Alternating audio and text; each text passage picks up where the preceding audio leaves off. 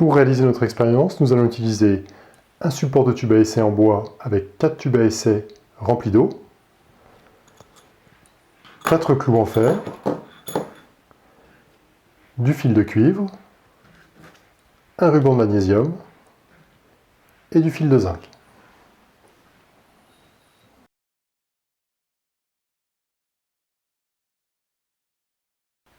Avant de lancer notre expérience, on a préparé nos clous.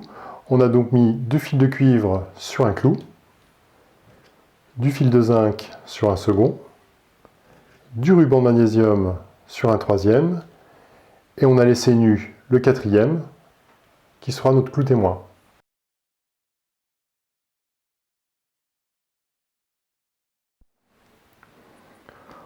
On est maintenant prêt à démarrer. On va maintenant plonger les clous dans les différents tubes. Le premier clou nature dans le premier tube. Dans le second, le clou recouvert de fil de cuivre. Dans le troisième, le clou recouvert de fil de zinc.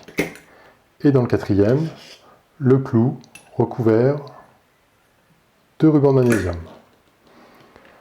Il n'y a maintenant plus rien à faire, il nous suffit d'attendre quelques semaines et de voir comment évoluent les clous dans nos tubes à essai.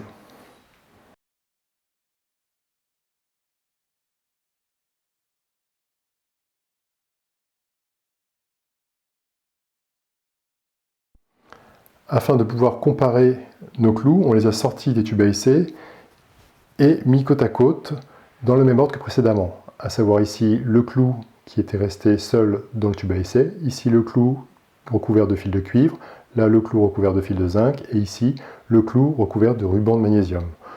Au milieu, on a positionné un clou neuf de manière à pouvoir comparer les teintes. Si on regarde les deux premiers, on voit très clairement qu'ils ont pris une teinte orangée sur toute leur longueur, avec des traces de rouille un peu partout, alors que les deux derniers ont été relativement préservés de la rouille, puisqu'ils ont gardé une teinte similaire au clou neuf. On voit éventuellement juste quelques traces de rouille en haut des clous au niveau des têtes, normal puisque celles-ci n'étaient pas protégées par les fils de zinc ou de magnésium.